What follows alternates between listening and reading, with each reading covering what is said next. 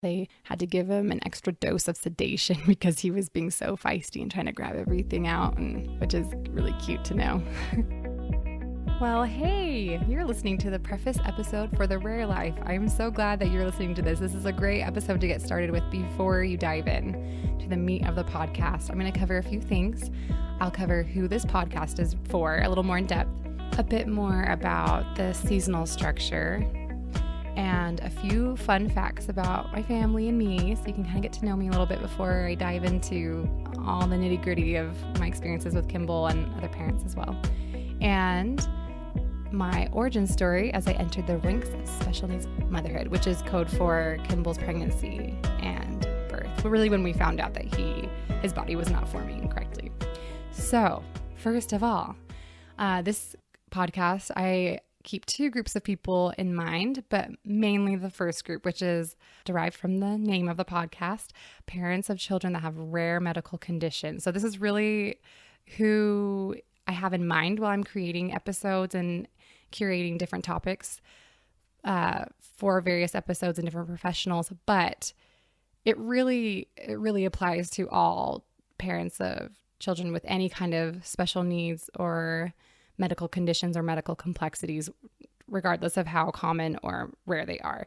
We talk about rareness, partially because each individual diagnosis, when they are rare, is so isolating. And special needs parenting is isolating anyway, but it's a new level of isolation. So this is a way for us to band together and create our own big, thriving group of everyone who relates with rare. And that brings me to group number 2, which I also have in mind, but this is not really created for you. You can benefit from it. This is for anyone who is curious about what it is like to be a special needs parent. This includes maybe you have a family member who has a special needs child or a friend with a special needs child. Maybe you just admire special needs parents, which I don't blame you because we're awesome.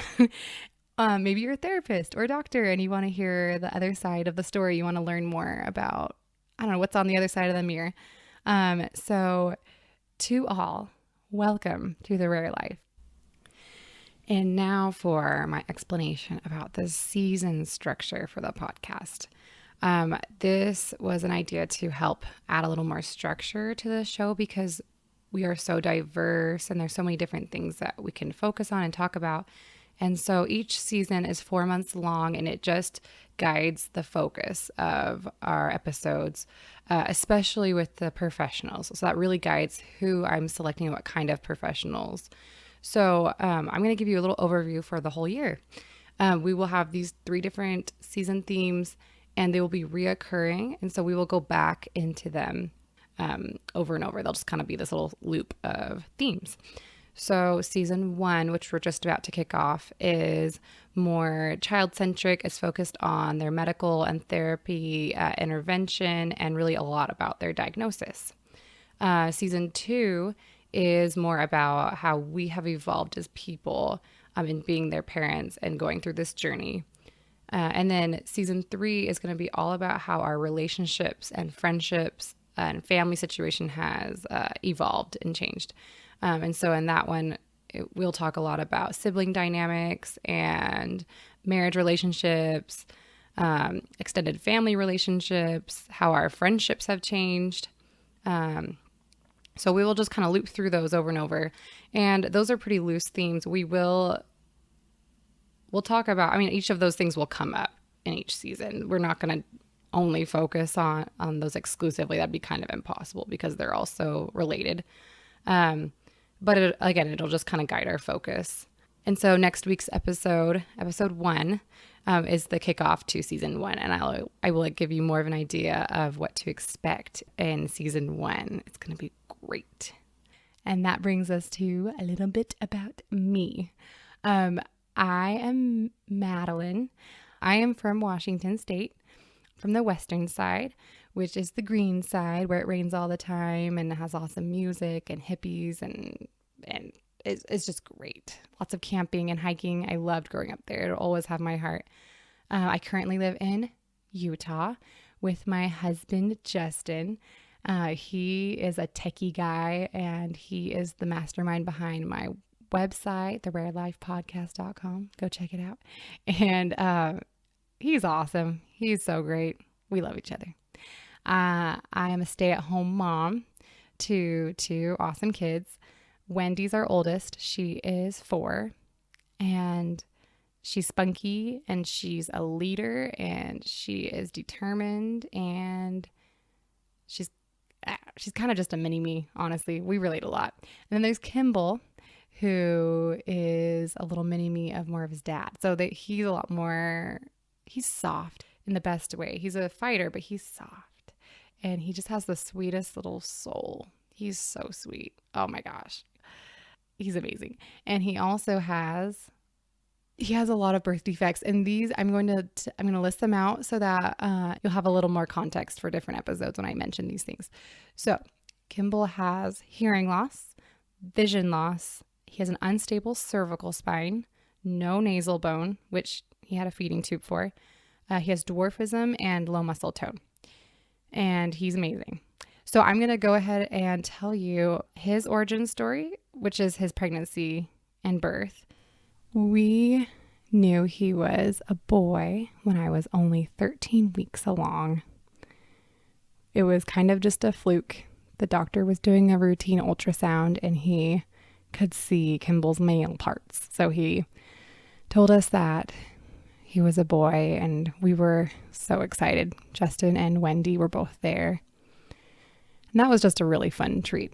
That is a really happy memory that I have of his pregnancy, which his pregnancy was really hard in a lot of other ways as time went on, when we found out that he had issues with his body and that he had birth defects. So I really cherished that moment of finding out his gender, because it all became more real. And I feel like that was my first really intimate connection with him. When we got home, we talked about names, and Kimball was on our list. And in fact, that night, as we were talking about names and about Kimball, I just knew he was Kimball. That was part of our list of probably 5 or 6 other boy names. And it hadn't been on the forefront of our mind previously, but once, I feel like it was just once I knew he was a boy, and I was like, he's Kimball. That's who this kid is. So that's a special memory too. Fast forward to my 20-week ultrasound, the anatomy scan. I don't think I was really aware that the ultrasound was to check for issues as well as finding out the gender of the baby. I'm sure I knew at some point, because I had Wendy. I remember them telling us, oh, she looks so healthy and her body's doing great, after we knew that she was a girl. And that didn't really mean much to me then, because I didn't know any different. This time I went alone just with Wendy. Justin didn't come to this appointment where he had been to every other appointment. And that was just because we assumed it would be a really boring appointment. We'd get to see Kimball, which would be fun. But they would just confirm that he was a boy, and and he looks healthy, and we'd just move right along. Unfortunately, that is not how this ultrasound went. This is when we found out that his body was not forming typically. He had some major issues. As the ultrasound tech was performing the ultrasound, I remember making small talk with her, because that's what I do, especially if I'm kind of nervous. And I was asking her about her job and about the things she liked about it. And she told me she worked in the clinic I was in like once a week, but that the majority of her days she worked at a high-risk clinic in Salt Lake. And I was like, oh, that must be a sad, hard job to, work with babies that are struggling. And she was like, oh, it's fine. I was like, is that hard to be the one to tell parents that something's wrong? And she was like, well, it's not me. The doctor tells them. I was like, okay. And so we just kind of had this awkward silence as she checked me. And checked Kimball. I remember seeing him on the screen and thinking it was a little odd that she kept measuring and remeasuring his limbs, when she had his profile on the screen, she sat there for a while and it was just really quiet. I don't think I really thought anything was wrong at that point, but I remember noticing that, like, oh, we're not really talking about how exciting it is, or the mood in the room was solemn. And looking back, I'm realizing that she saw that there were big issues and concerns, and she's not supposed to say anything as just an ultrasound technician. That's the doctor's job, to analyze the measurements and the sonogram photographs. And so she said that our doctor would talk to us about the results, and that was about it. And then we left, just Wendy and I, and we went into the doctor's office. And after a few minutes, our doctor came in.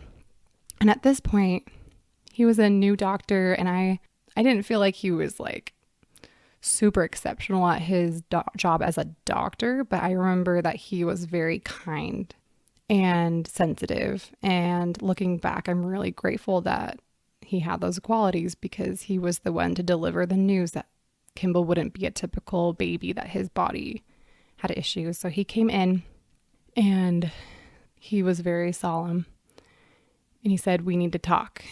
And my heart started racing, and I was like, what? This isn't good. And he said, "We're not sure yet, but it looks like your baby has Down syndrome." And those words changed my life. Obviously, he had birth defects forming far before we got the news, but that moment when he said those words, to me, marks the beginning of our life with Kimball, and the struggles, as well as the ups and the thrilling moments. But it really was the beginning, I think, of the hard parts especially. And my heart just broke right then, and I felt fear and just total loss of control of my situation. It just felt like all of a sudden I was a part of this big scary story, and I didn't know how it would turn out, and I didn't know what was going on. And I remember very distinctly that Wendy opened the biohazard trash can and dropped her snack container in the biohazard trash can. And I remember looking at her and thinking, I am so at a loss. And I just felt so overwhelmed, and like my life was just grabbed from me and all my control over it. And he talked about doing different tests and blood tests to confirm or rule out Down syndrome. And he said that Kimball's limbs were measuring small. It's referred to as short long bones, which just means the arms and the legs were shorter than they should be for his gestational age. And he had no nose bone that they could find. And those are things that are fairly typical in children with Down syndrome. So those were the red flags that made them suspect Down syndrome, as well as the sheer frequency of Down syndrome, because that is not very uncommon in the world of birth defects. And so I think that even just that right there was one of the reasons that was one of the conclusions they jumped to as a possibility. So as we walked out of the doctor's office, the nurses and the different assistants, I remember them looking at us. I could just tell that they knew what he had just told us. And the looks on their faces, they looked so pitying of me. And I didn't like that. I didn't like the feeling that I was this victim that everyone felt sorry for. And we went down the elevator, and I started buckling Wendy in, and I just lost control, and I just started sobbing. I was so afraid and just so overwhelmed and so sad, so heartbroken. And I feel guilt confessing that now, because I think that we have this expectation as parents of special needs children, or children that are not typical in some way or another, to be very accepting and loving and grateful for their different capabilities and different abilities. But I was sad. I was really heartbroken. And I think I've come a long way from there, where at this point, as Kimball is turning 2, I see Kimball. I don't see this broken body anymore.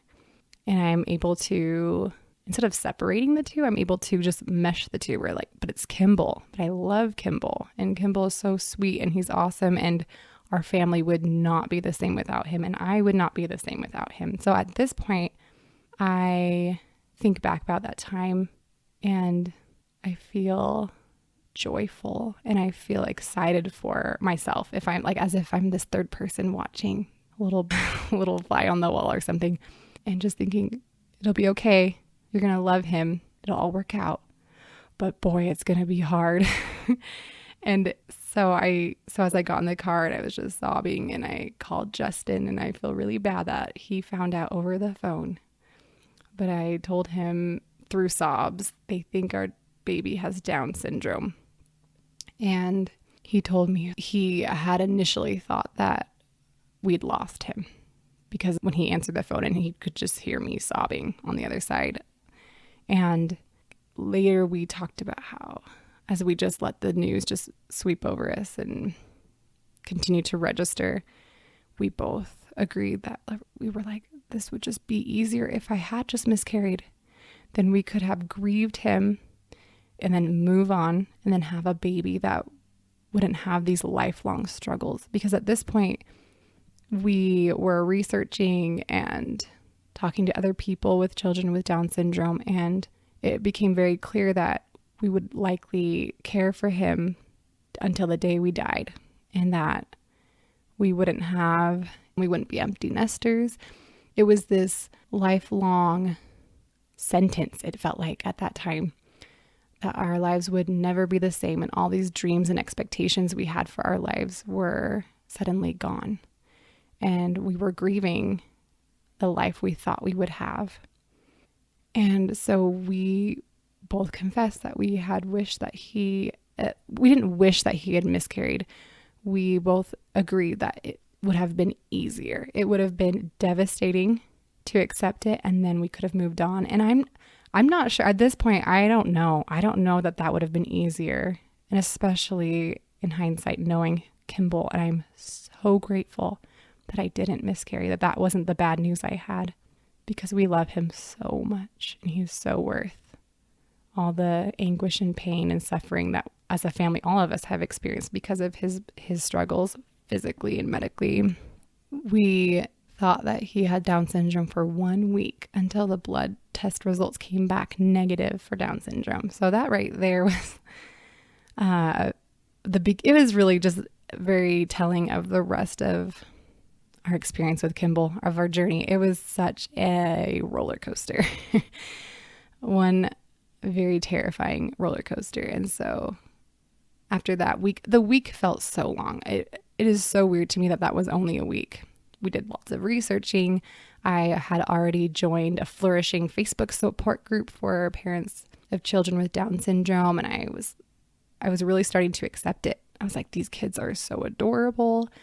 There is so much known about Down syndrome. I felt like there was this real support system existing for us. And I even had a friend with a son with Down syndrome, and she had talked to me during that week, and she told me how he would be such a blessing to our lives and to everyone who knew him, and how these children are just so sweet and loving. And after talking to her, I had my first little tiny feelings of excitement, but they were there. So when we found out he didn't have Down syndrome, it was very confusing. So as we were sent to the high risk office that ultrasound tech worked at, it was interesting how I feel like that was very foreshadowed for me. But we were there, and our high risk doctor there was saying it seems like he must have something very rare because it's not coming up on any of these tests. So we were sent to another clinic for skeletal dysplasia, which is what he really does have. That was an accurate diagnosis. That's an umbrella term. Skeletal dysplasia, there are 7,000 different kinds of skeletal dysplasia. So it didn't tell us much except that it was an issue of bones, which was clear as his arms and legs continued to be short for his gestation, and he continued to not have a nose bone. And we just went between a lot of emotions during the remaining time of my pregnancy with him, where we went between thinking, oh, he'll just look different. That'll be his only challenge. Because we're like, well, if he only has a different looking nose and he's short, like, I guess our biggest challenge will be helping him feel confident. And I realize now how naive that was. And we went between that, and then There were points in our pregnancy where she told us that he might die. Like they didn't know that he would live, and it was uncertain because of his airway, and his neck may not be stable, which turns out it wasn't. And so it was just a really rough pregnancy. We went in to these clinics in Salt Lake for ultrasounds constantly. I mean, we were seen, I think, every week for a lot of it. And so we were really monitored, and they just kept measuring and remeasuring. And I even had a lot of excess amniotic fluid, which can put you into preterm labor because your body thinks that your baby's big enough. And so we had that fear as well. And it was really hard not knowing what to expect. We asked the doctor, what is it going to be like? What is he going to be like? What kind of difficulties will he have? And she just kept telling us, we just don't know. We don't know enough. And so she didn't tell us anything. And I'm a little resentful because I get not wanting to give misinformation, but even a spectrum would have been really nice because we went into it not knowing hardly anything. We knew the possibility of him having an unstable cervical spine, which I'll explain really quick. That is when the vertebrae in your cervical spine are not hardened. They're still cartilage. And that's the area of your spine that protects your spinal cord from compression, which is basically it getting pinched or damaged, which is really bad. That's typically what happens when someone has a neck injury. And so it causes either paralysis or death. And so that was a really scary thing to have on the table, where they said that it may or may not be this way. We can't tell through ultrasound. And we also knew that his nose bone was not there. And so we met with his ENT doctor, and he explained that there's no way to know how narrow the nasal airway is before they're born, but that when he was going to be born, that they would have the NICU ready so they could intubate him and give him air and help him breathe. And that if worse came to worse, they would have to give him a trach, which is a surgical opening in the neck that helps them breathe. It kind of bypasses your mouth or your nose for air, which actually a lot of kids with his specific diagnosis do have trachs. And I'm very grateful that he didn't need one because it adds a lot of complications to care and to life. So we knew those things, but we didn't know a lot of the things that he ended up having, a lot of the birth defects and struggles. And our doctor told us that we could do a C-section and that might make him safer or it might not. She was very neutral. She said it's up to us if we want to do a C-section or vaginal birth. But there's no research, which is very typical of these rare diagnoses. You run into that a lot, I think, where there's just either very little or no research. And so you're making these decisions based on other maybe similar situations or your gut or doctors' guesses, but you all are just kind of guessing as you go along what is best for this child. And so Justin and I, we had a week to decide if we wanted to schedule a C-section or do a vaginal birth. And that decision, that was really hard to feel this huge decision placed on my shoulders that may or may not affect the likelihood of him living. I just wanted the doctors to tell me what was best. And I also really didn't want a C-section. I've heard enough stories about that I definitely didn't want that. But I was willing to if it were better for him and if it increased the likelihood of him living. And Justin and I are religious, and so there was a lot of prayer involved. And we came to the conclusion that we would do a vaginal birth. And so we did.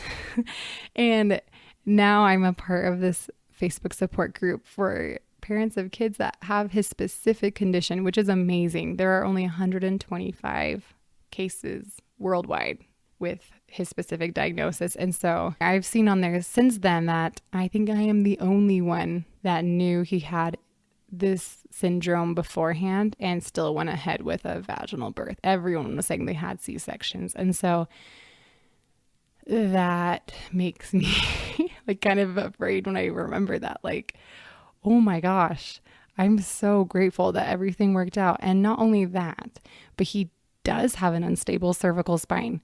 And so if he comes into flexion, which just means that his chin comes down to his chest, in that position, they can tell through x-ray that his cervical spine is in danger of compression. And so the fact that we were able to have a vaginal birth without him having any damage to his cervical spine is really a miracle. And I am so grateful. I was induced so that the special doctor could be there to deliver him, which she was not there, by the way, because the induction went so well and so fast that she was at a different section of the hospital and didn't make it in time. And so I don't even know who delivered Kimball. It was a room full of frantic nurses and on-call doctors. But anyway, they were giving me my epidural, but it wasn't completely done yet when he started crowning. And so they had to pull out the needle, and I just delivered him within the next minute. And so in hindsight, it is cool to think about, like, I wonder if the epidural would have slowed it down to a rate that would have been more dangerous for him. There's just a lot of moving parts. And so I'm just really grateful that he was safe through his delivery. And so after I delivered him, they showed me him and then tossed him through the drive-through window, which is, in hospitals, they have a labor and delivery room or two that have these windows. They really are a drive-through window. I'm pretty sure they might buy them the same places. I don't know. But they open the window, and then on the other side of the window is the NICU. And so we had already planned on delivering in that room. I think it was like delivery room 8 or something. And so they showed me and then fed him right through the window. And I had been prepared for that. They told me I wouldn't be able to hold him and that they would whisk him off so they could stabilize him and help him breathe. And I was really dreading that, understandably. Wendy, my 4-year-old, she's so typical. And so I had the experience of a normal delivery where they just lay her on my chest and I just get to hold her and bask in that new moment with a baby. But it was okay. I was okay, and I was surprised actually at how okay I was. And Justin stayed with me while I was sewn up, and then he was able to go into the NICU with Kimball to be there with him. I wasn't allowed to get up yet because I had just delivered. So he rushed in there and with his mom so she could help support him. And so they were in there while they intubated him and had to give him an extra dose of sedation because he was being so feisty and trying to grab everything out, and which is really cute to know. And so I was alone in the room with the nurse who was charting. We were sitting there thinking, whoa, I just did that, especially because it happened just so suddenly, where all of a sudden he was there and I delivered him and then he was gone. And I was like, I did it. And I was so excited that part was over because I was pretty nervous. And I felt so much peace, and I didn't feel alone. I felt so strong. And it really was a really tender experience. It's a happy memory for me, which is completely crazy because I didn't have my baby. He was in a different room being taken care of, and it was scary, and I didn't know if he'd make it, but I was totally okay. And after 30 minutes or so, Justin came back in and he showed me a picture of our son. So I saw him very briefly as they held him up and then tossed him through the window. And so it was really a unique experience to look at his phone and see a picture of our baby and kind of take in all the details. And he was laying there completely out because he was sedated. So his little limbs were sprawled out, and his little tongue, I think, was even out a little bit. And it was so cute. He had all this blonde curly hair, and he had all these tubes going in his mouth and just all over the place. And it was such a happy moment to look at that picture and know he was okay. And although it was a different experience than I had with Wendy of having my baby placed on my chest, it was still a very tender experience. And I felt all the same love and all the same protectiveness and the same joy In fact, arguably more because of how much pain was also involved emotionally. I just felt so excited to see him, and I was able to be wheeled in there to go meet my son for the first time in the NICU. And I was so happy, and I was proud of myself, and I was excited that we had this new child. And I just loved how, although he had all of these struggles and things that were scary, that I still had all of those motherly feelings and emotions. And I was really grateful for that, because I don't think that's necessarily a given when there are so many scary unknowns with children that have various issues with their bodies. And that is just a memory that I really cherish. And I am so honored that we are celebrating his second birthday with him. All right, I hope you guys enjoyed that origin story. Next week, like I mentioned, is season 1 kickoff. It's officially episode 1. In that, I will explain more about season 1, what you can expect, and a few sneak peeks into what exactly we'll be talking about. It's going to be awesome. See you there.